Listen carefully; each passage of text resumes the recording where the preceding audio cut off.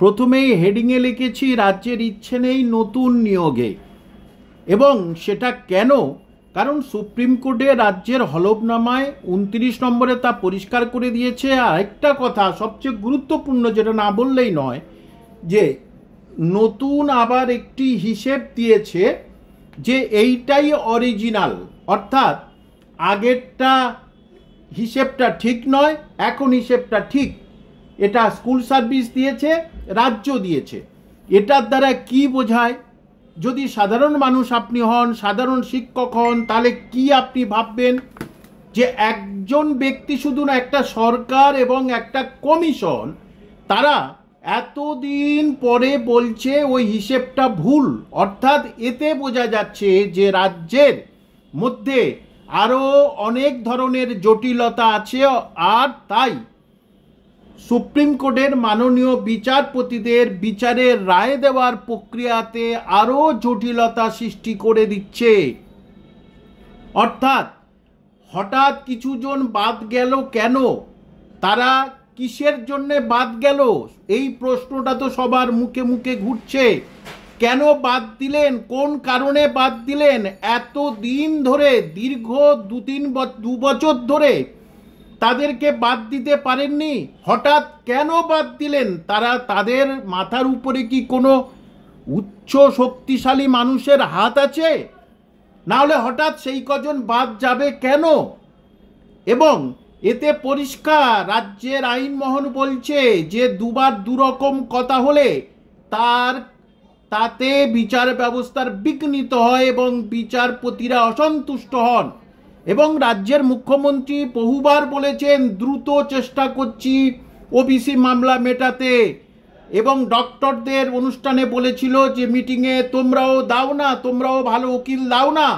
অথচ 17 তারিখে রাজ্য সরকারের অ্যাডভোকেট দাঁড়িয়ে কি বললেন? হুজুর, এই মামলাটি পিছিয়ে দিন। তার প্রমাণের আগের ভিডিওতে দিয়েছি, দেখুন। এই যে বললাম 29 নম্বরে কি দিয়েছে দেখুন। এটা বলা গুরুত্বপূর্ণ যে বর্তমান নিয়োগ 2016 পরে যা বিতর্কের বিষয় উল্লেখিত পদগুলোতে আর কোনো নিয়োগ নেই, এবং 9 বছর ধরে, অর্থাৎ বলেছে 9 বছর ধরে কোনো নিয়োগ নেই। নিজেরা স্বীকার করছে কেন নিয়োগ করেননি, কোথায় স্টে আছে, নিয়োগ করেননি কেন? এবং বলছে যদি পুরোটাই বাতিল হয়, দেখুন, তাহলে বহু সংখ্যক, বড় সংখ্যক শিক্ষক এবং অশিক্ষক কর্মীরা বিচ্ছিন্ন যদি হয়ে যায়, তাহলে কিন্তু বিদ্যালয়ের শিক্ষা ব্যবস্থা বিরূপ প্রভাব ফেলবে। এটা যেহেতু বাংলা ট্রান্সলেট করা হচ্ছে, ইংরাজিটা অন্যরকম আছে, কিন্তু একই ভাষা। যদিও কমিশন স্পষ্টভাবে নিয়োগ প্রার্থীদের মধ্যে চিহ্নিত করবে যারা কলঙ্কিত, বলছে আমরা তো বলছি কলঙ্কিত, এবং যারা কলঙ্কিত নয় তাদেরকে চিহ্নিত করব।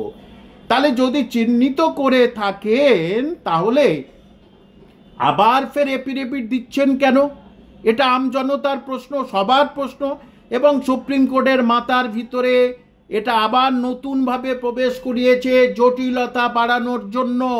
আমি আগেই বলেছি, সবসময় বলেছি যে অযোগ্যদের থেকে, কলঙ্কিত শিক্ষক শিক্ষিকাদের থেকে তাদের উপরে বেশি নজর, কিন্তু যারা যোগ্য শিক্ষক শিক্ষিকা তাদের থেকে ওই কলঙ্কিত অযোগ্য শিক্ষক শিক্ষিকার দেখে বেশি ভয়। কারণ সারা পশ্চিমবঙ্গে তারা সহজে ছেড়ে দেবে না।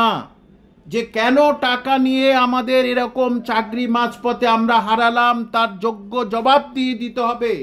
রাজ্যে বিশৃঙ্খল অবস্থা সৃষ্টি হয়ে যাবে, সংসার ভেঙে যাবে, অনেক মানুষ কোথা থেকে কি হবে সেটা কেউ বলতে পারে না। অর্থাৎ মাননীয় মুখ্যমন্ত্রী নিজেই ওবিসি মামলার সমাধান করতে চান না।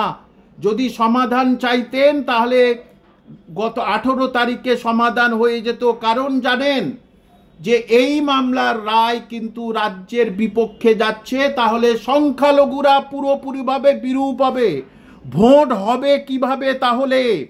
আর সেই জন্যেই যারা শুনছেন পশ্চিমবঙ্গের সমস্ত বেকার চাকরি প্রার্থীদের কাছে আমি অনুরোধ, এর আগে 2 বার করেছি, এইবারে শেষ করলাম, যে যারা চাকরির পরীক্ষার্থী আছে তারা সব গ্রুপ ভুলে যান। ভুলে এই যে ওবিসি মামলা সমাধান না হলে আপনাদের চাকরি হচ্ছে না, কোনো উপায় নেই, শুধু মাদ্রাসা করছে। মাদ্রাসায় বললাম কোনো দিনের জন্য 14,000 শূন্য পদ হতে পারে না, কারণ আমি নিজে একটা উচ্চ মাধ্যমিক মাদ্রাসার শিক্ষক। সুতরাং এটা সংখ্যালঘু ছেলে মেয়ে তথা হিন্দু ভাই বোনদের একটা টোপ ছাড়া আর কিছু নয়। মাদ্রাসায় নিয়োগ হবে নতুন, এখন বর্তমান নিয়োগটা হয়নি, 2024-এর নিয়োগ এখনো হয়নি, তো 2025 দূরস্থ। সুতরাং প্রত্যেককে বলছি সব কিছু ভুলে, বিপদ এখন আপনাদের, জীবন মরণ খেলা এখন আপনাদের, তাই সমস্ত শত্রুতা সমস্ত ইগো ভুলে যান। আমি আপনাদের বলছি আপনারা আমার সঙ্গে আসুন, ফোন নম্বর দিয়ে দিচ্ছি, সেখানে কথা বলুন, আমার সঙ্গে আসুন। আপনারা যারা মুখ দেখানোর জন্য খুব উদ্গ্রীব, গ্রুপের তারা সামনে থাকবেন, আমি থাকবো একদম পেছনে, আপনারাই কথা বলবেন, আমি কোনো কথা বলবো না, কারণ টিভিতে মুখ দেখানোর প্রতি ইচ্ছা আমার আর নেই। তাই আবার ঝাঁপিয়ে পড়ুন।